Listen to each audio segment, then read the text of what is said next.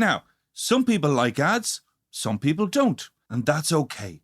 But we like to keep everyone happy. So if you're one of the people who doesn't like to listen to ads, choose the David McWilliams Plus option on Apple Podcasts, and you can listen to this podcast just the way you like it.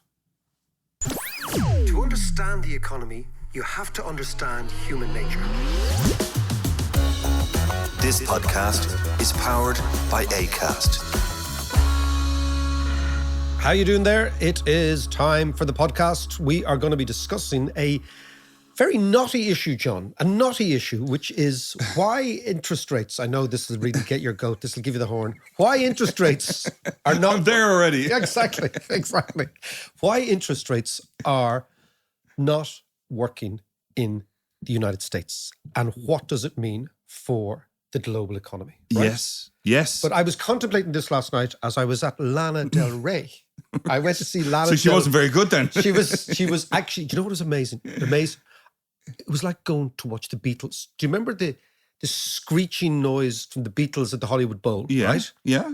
Because Lana Del Rey was amazing. Her fans, her real fans, right, are completely obsessed with her. Wow. It was about 80% women, I would say, right? Yeah. And it was amazing to sit in a gig and stand in a gig, and everybody in the whole place knew every single word. They knew every single sort of intonation. It was extraordinary. And of course, I went with Chan and Lucy. It was myself and 5 girls went, right? Yeah. And I was really, really amazed by the level of intensity of the adoration towards this woman. I'm quite surprised at that. Yeah. Well, I mean, I don't know why I am mean, her surprised. voice is extraordinary. Her voice is amazing. I think she is a fantastic songwriter as well. Amazing songwriter. But the reason I was thinking of America as I was walking away from this was that so much of Lana Del Rey's image is an homage to 1950s America, right? Yeah. To very glamorous Hollywood America, to the GIs coming home, to the baby boom, to Marilyn Monroe, to JFK, to the Rat Pack, all these sort of things that, and actually we were talking about last week, the Some Like It Hot, those sort of, the Jack Lemmon, Tony Curtis era of the United States, where everyone was very white, and everyone was very rich, and everybody was very aspirational, and the future looked so bright. And this is something that, you can see that it's a glamour that she's really grabbed for herself as she's the 21st century's version of this. Yeah. And it was amazing. It was an extraordinary gig. And it's extraordinary to see how she connects with people, particularly women.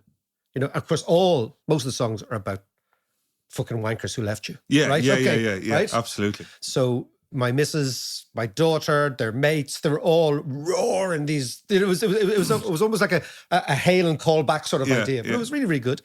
And then I went to the Yacht Tavern in Ringsend for a couple of scoops. Yeah. Right? Yeah. And normal boozer, right? We're sitting in, and myself and the 5 girls go in at about 10:30, 11, whatever the time the gig was over, have a couple of scoops. And I'm standing at the bar ordering, and a fella comes up to me. And it's a big shout out to Aidan Bolton. Bolton. Yeah, Howie Aidan. He's from Ringsend. He listens to us on the train every day. He lives in Blackheath in London. So he's basically, remember when we used to live in London, you'd always come home for the weekend. Oh, right, okay. And you go home for the weekend, you go to a session with your mates, and then you go back kind of bleary on a Sunday, right? Yeah. So the train from Blackheath to London Bridge, there's Aidan Bolton from Ringsend. He is an avid fan. So we sat down, and only I could go to the Yacht Tavern and discuss economics with the lads after the Lana Del Rey gig. Well, it was economics and Shamrock Rovers, John. Oh, right, of course it was. Jesus, and the Stella Maris Rowing Club. Right. So these lads were rowers, right? Oh, which is incredibly difficult. Have you ever seen the open sea rowing? This is proper rowing. This is proper rowing. This isn't your punting on the Liffey Trinity College rowing. This is actually fellas who get in to row in Dublin Bay. Yeah. Right? And they were having none of the fact that Dalkey were a good rowing club. They were having none of that, right? But we were discussing also the White Horse, which is a Shamrock Rovers tradition. Right. Where if Rovers are in the final of the FAI Cup or anything big, a procession will go from, let's say if they're playing Bows or something in Dalymount, will go from Ringsend, which is where Rovers are from originally, right? But at the head of the procession, it's always a white horse Really? Yes. Jeez, you covered a lot of ground. We covered a in lot that. of ground. We were singing about Man-Child. We were doing our best Lana Del Rey. We were singing Chemtrails Over the Country Club, right? Okay. And we're talking about white horses, and we're talking about pints, and we're talking about economics. Excellent. All in the Yacht Tavern, which we left quite late last Fantastic. night. Let's just say it wasn't closing quickly. Well, I bet they had a few views on RTE and that was the crack. That was the crack. Yeah. Like everyone, because of course when we started chatting, then people recognise, oh, there's your man, and you used to be on the telly, and, Yeah. and of course There's the fella off the telly. There's the fella off the telly, and I was the fella off the yeah. telly, and then we were, oh yeah, Yeah. Do you know we're going to get paid in flip flops next week? So I believe. Actually, we're not going to go down the RT route, but it is funny that so much stuff has come out of that, like $5,000 on flip flops and all that kind of stuff. But here's the interesting thing, though, Mac. There's going to be a huge review into RT, and rightly so, and about bloody time. Then if they this go, is the man on the bus saying, oh, I know, I'll tell you something there's else. something that's on my mind, and I'm not prepared to stay quiet about it. But if they bring RTE back from this hybrid model and they just have it as public sector, that's a huge amount of advertising that's going to go Going somewhere. to where? I mean, podcasting will be a fine place to go, wouldn't it? I think podcasting is the future. I think. Do you think, Mac? Do you know what I think we should get? We should get the lion's share of the RTE readies. Well, I mean, it is true. Absolutely, it's That, true. what's going to happen is RTE, it's very clear, will become a public service broadcasting with one stream of income. Yeah. It's very, very clear that the so-called talents' salaries will end up being public sector salaries, right? And I mean, I said it last week on the pod, presenting, it is not a hard job. I've done it in radio, I've done it in TV, Yeah. we do it here, And right? that's because you're good at No, it, though, no, Mac. but there's a load of, shut up you, right? It's not a hard job. You know what I mean? Yeah. You get up, you talk to the mic. Yeah. Especially if talk you to have a the big production mic. Oh, team got a behind you big- as well. big- you're reading fucking auto cue. Yeah. Like, all you need is a good sight. Yeah. Do you know what I mean? Like, if you think about it, like you're reading auto cue, you turn to your guest, you say, John, what do you think of this? Yeah. You sit back. John says, well, I think this, and this. And then you have another little cards that your producers have written all the questions for you. Yeah. Say, la, la, la. And someone goes in here and say, it's time to wrap that up now. You say, okay, see you, John. On to the next one. And then you read the auto cue and you say, we'll be back in 2 minutes with such and Yeah. such, right? We're going to get With some Lana Del ads Rey. and get paid. I mean, but what I'm saying is, so those salaries will come back to normal public sector salaries. Yeah. And I would say a whole generation of presenters will probably not be around for a while. And that'll get younger presenters will come up. And the younger presenters will work. But you're right, the money. But is Wouldn't it be great to be sponsored by Renault? You, me and Marty Morrissey. we probably get his old car. Exactly. With a few dents on it. Exactly. And a mattress in the back. But come here, let me ask you a question, though. A serious question, actually, on advertising. Don't ask me a serious question. Like, in all the kind of numbers and stuff that I've been reading of late, advertising in general, and across, not just in Ireland, but in the UK and America in particular, is drying up. Advertisers are pulling back. Yes. And closing the old purse Yes. a little bit. However, on the flip side, consumer spending is way up.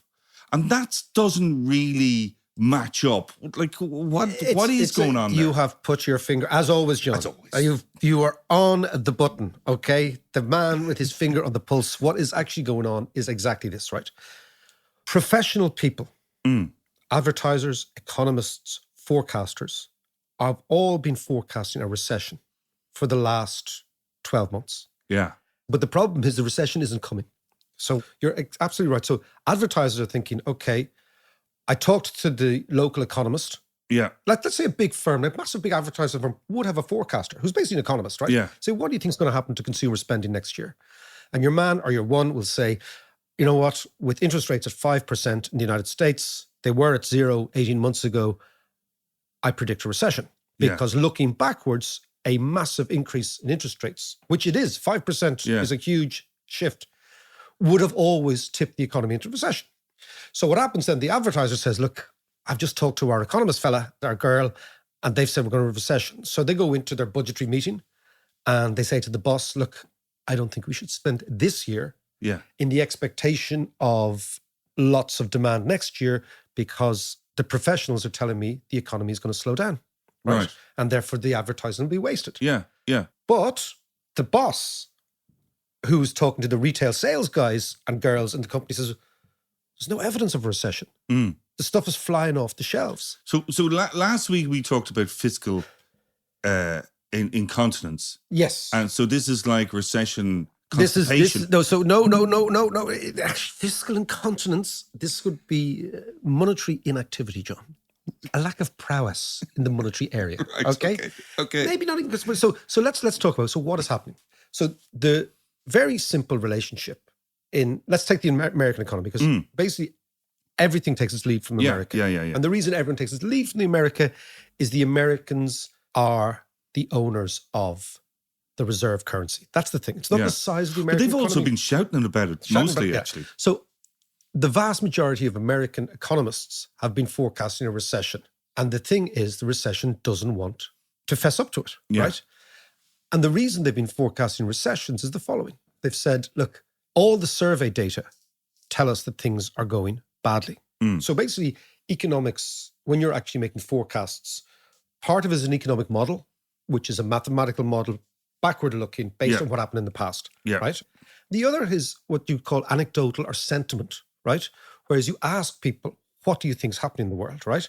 And most of the time, these forecasts or these surveys are actually accurate. So if people say, well, you know what, I think things are going really badly, and over the course of the next 12 months, I think things will get worse, right? And you put all that into your model and you say, okay, anecdotal stuff says things are going badly, real interest rates are high, the government isn't spending, real incomes are low, house prices are stalling.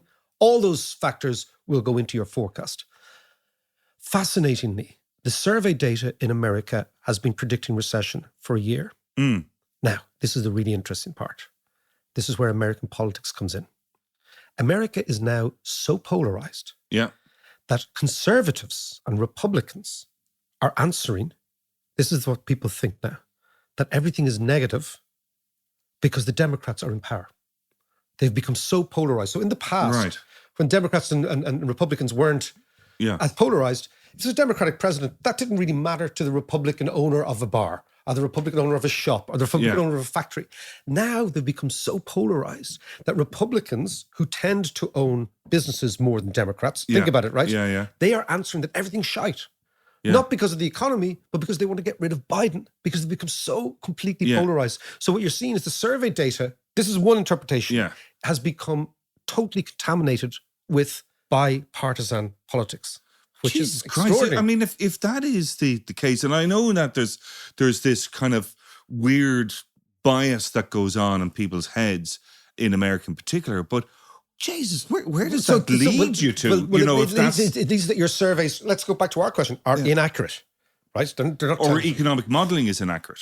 Well, some of the inputs into forecasting have to be looked at. Right, okay. Second thing, and this is really quite fascinating, is the relationship between price and demand. So traditional economics would say when the price of something goes up, the demand of something will go down. Yeah. Look at the rate of interest as nothing more than the price of money, right? So if the rate of interest is 5%, the rate of interest is 2%. That's the price of money, right? So traditionally what would happen is usually with a lag of maybe 18 months or maybe a year, right? The impact of an increase in the rate of interest on demand should be felt. So when the Federal Reserve started to increase interest rates 12, 18 months ago, and they did so quite aggressively because the rate of inflation had spiked up in the United States, people thought, okay, well, it'll take a matter of a couple of quarters, but the economy will begin to slow down. And the transmission mechanism is twofold, right? The transmission mechanism is one, when the rate of interest rate goes up, people think, the return to savings has gone up. Yes.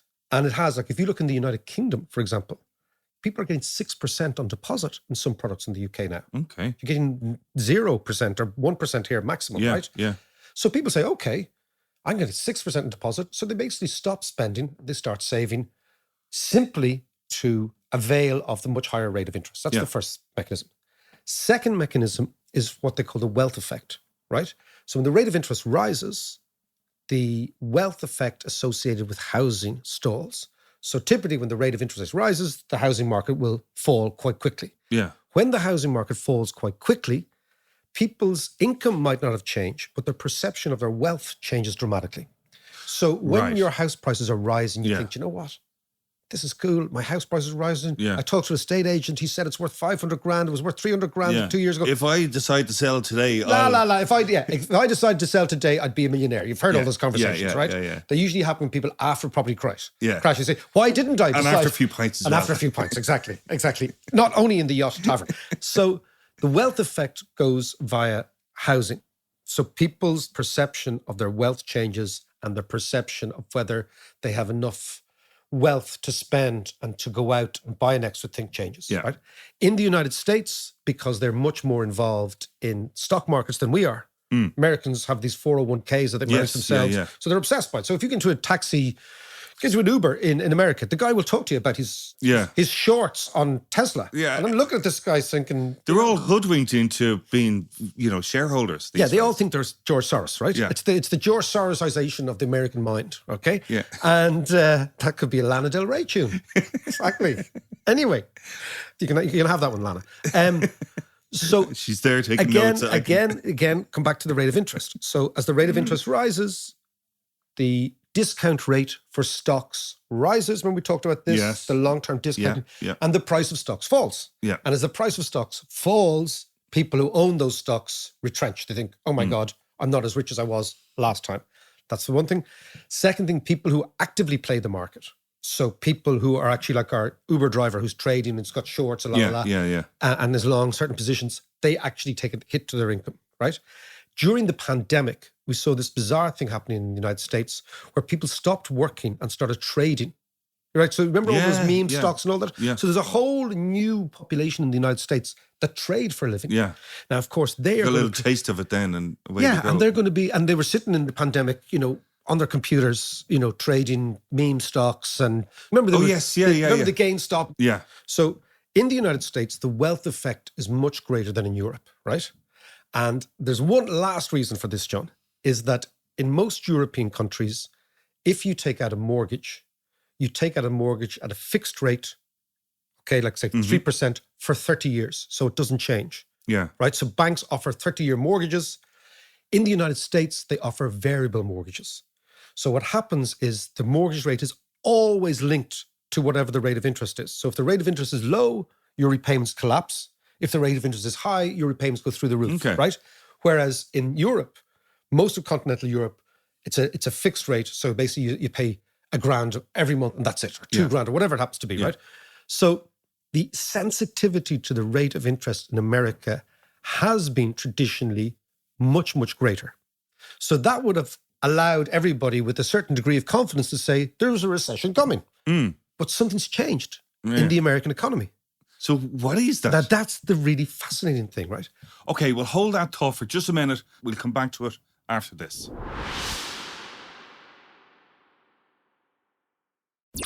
Okay, Max, so what you're saying is that interest rates are rising, everyone is expecting a recession, but it's not coming. Something has changed in the American economy. What is that? Explain this to us. So what has actually changed is people look at aggregate figures and they say, Yeah. oh, look, Americans in QE were borrowing loads and loads of money. Remember this, like printing money, right? Yes, yeah. And the assumption was, or the presumption was, that was individuals, because people didn't really question, when things are going up, people don't question who's actually doing most of the borrowing, except for analysts and banks and financial people. But your average Joe doesn't question this. What has actually been happening in the United States is something very, very interesting, which is that in 2008, the entire nation appeared leveraged to the housing market. Yeah. In the extreme, you had those sort of no-doc mortgages. Yeah. But you did no documents. You just went in and took out a mortgage with no docs, right? Okay, Right. right. These were they called the CDSs, these Okay. credit default swaps and all these sort of things, right? Okay. But that's going into the nether regions of the market. But Right. what has happened is the American population, the people, have not become half as indebted as corporate America. So during the last 10 years, the part of the economy that took out all the loans was corporate America, Yeah. right? Now, why did it take out all the loans? This is the interesting thing. It took out loans, in many cases, to execute what they call share buybacks. Right? Yes, This is yeah. so basically what would happen. Remember we talked about last week, we were talking about Thames Water.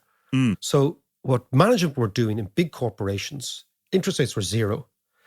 They said, why don't we just borrow 100 million, buy back all our shares off the public, right? and then we own them. And then we pay ourselves dividends and we get really, really rich.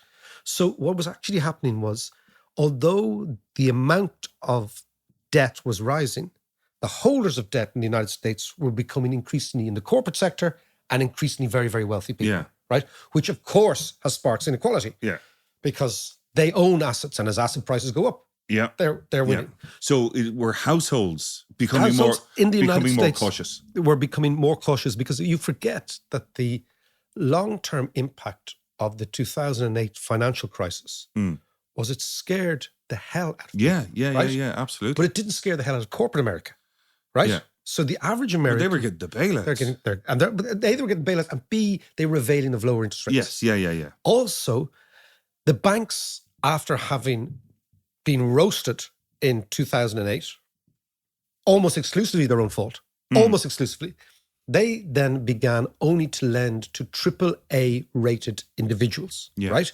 So rather than lend to the average punter, they lent to very wealthy people. Yeah. And then something finally has been happening, and this is probably the most important part of the whole thing, is that in the same way as in Ireland, if you walk on Dún Laoghaire Main Street now, you will see help wanted in every single shop, every single pub, every single cafe, right? The United States is exactly the same. So what has happened in the United States is the labor market has tightened dramatically. And what I mean tightened is there's far too many jobs in the States for the amount of people at work. So real wages have risen in the United States. And because real wages have risen and debts haven't risen in tandem, the impact of interest rates on consumer spending is very, very muted. Because when interest rates rise, if all your consumption is debt financed, you're screwed, you're goosed. Yeah. But when interest rates rise and your wages have been going up because the labor market is tight, you don't care. Because you're financing your consumption out of your income, which has gone up, as opposed to financing your consumption out of debt, which has become much more expensive. So you put all those together, and what you see is the American economy refuses to buckle under the discipline of high interest rates. Now, what this means is tragic for financial markets. Okay. Because it means that the central bank in the United States, the Fed, needs to raise rates even higher to bring down the rate of inflation, which is linked to consumer spending, right? So if the Fed increases interest rates yet further, right, and 5% is above the long-term average, right? Or maybe at the long-term average. Let's say they go to 6, 7%, right? Those debts that were incurred by corporate America, not by mainstream America. So, you know, the Americans have this difference between Wall Street and Main Street, right? So the debts that were incurred by Wall Street go through the roof.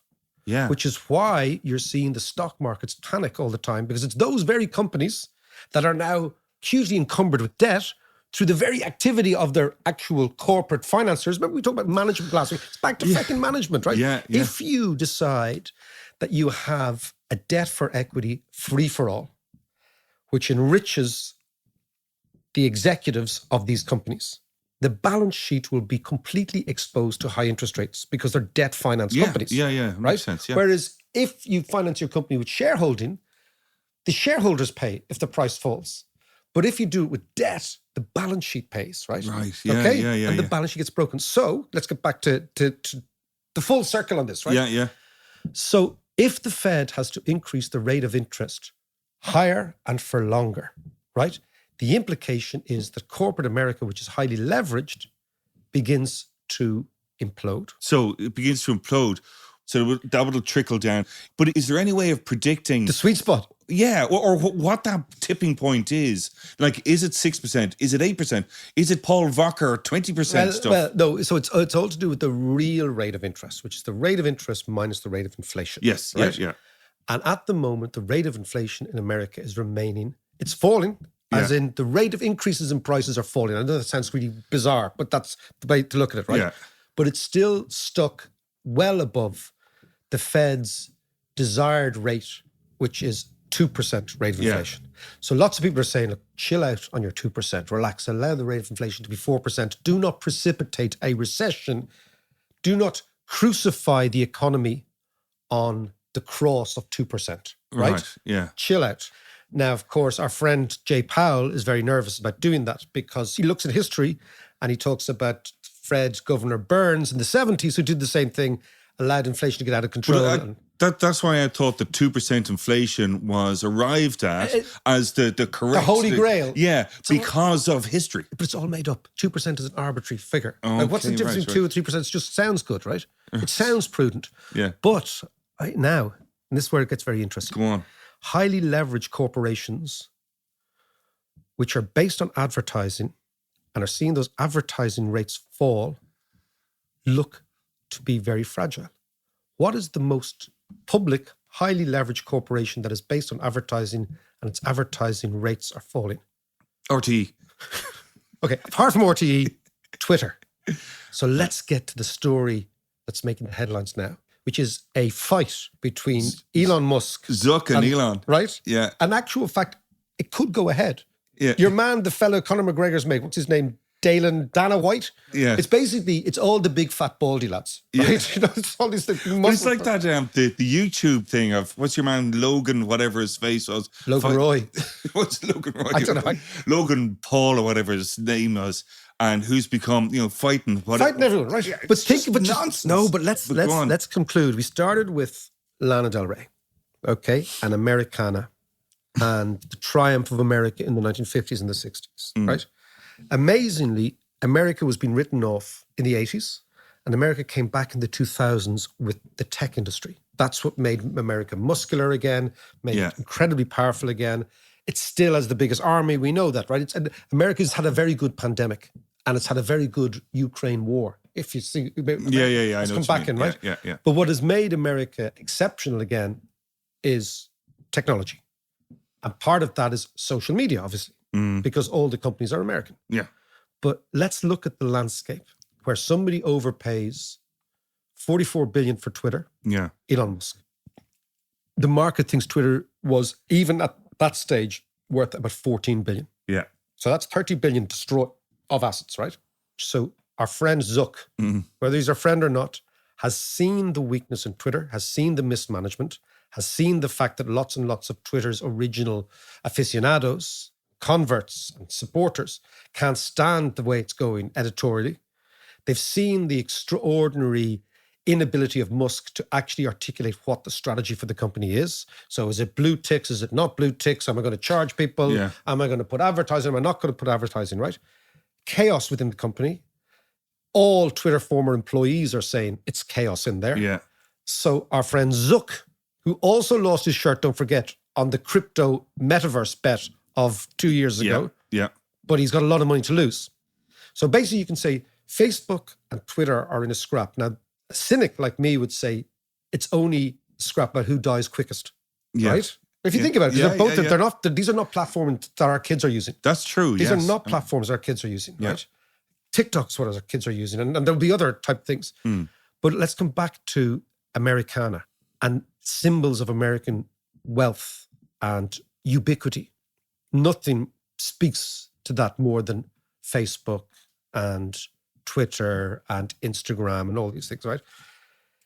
It looks to me like there's a very high chance that Twitter goes bust this year, right? Ooh, is that a prediction? It's not a prediction; it's an observation about about what's happening, right? If you've huge amounts of debt and your business model is broken, and your biggest rival, Facebook, starts a thing called Threads, and the conversion rate to Threads, even as we speak, has been dramatic. Apparently 70, 100 million have moved to it. What about Dorsey's new thing? So that's what I'm saying. So basically what you're having is the disruptors are being disrupted by disruptors. Yeah. So Elon Musk's big thing was I was the slightly overweight disruptor. Yeah. And I was the man, right?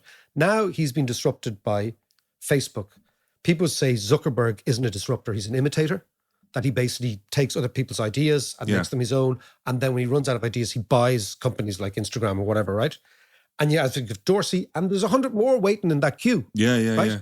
But all of this against a background of interest rates, 1% is fine. But all of this against the background of interest rates at 5, 6, 7% means the existing incumbents with debt go bust. Yes. And the existing incumbent with debt is Twitter, not Facebook.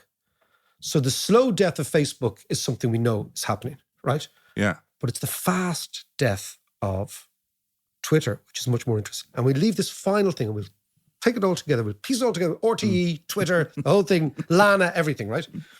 What is happening at RTE is like a bank run, right? Do you remember bank runs? Yeah. There can be a run on anything. There can be a run on a brand. There can be a run on a business. RTE is suffering a bank run. Its shareholders, which is the population, have turned against it. Its advertisers have turned against it. It is toxic. It is like a bank that has no money and has to close. It can't recover, right? Yeah. Twitter will experience a bank run. And it's the same process because it all resides in people's heads. Yeah. And if your perception and your psychology changes, then it's over for these businesses. So when I see Twitter and Facebook, two moguls having a scrap presided over by Dana Hill, training with Conor McGregor in the submarine bar or wherever he is in Crumlin, right? Okay, right. I bet you McGregor's going to train one of them and make a fortune, right? What I see is the end of an era. And the high interest rates will cause that end of an era.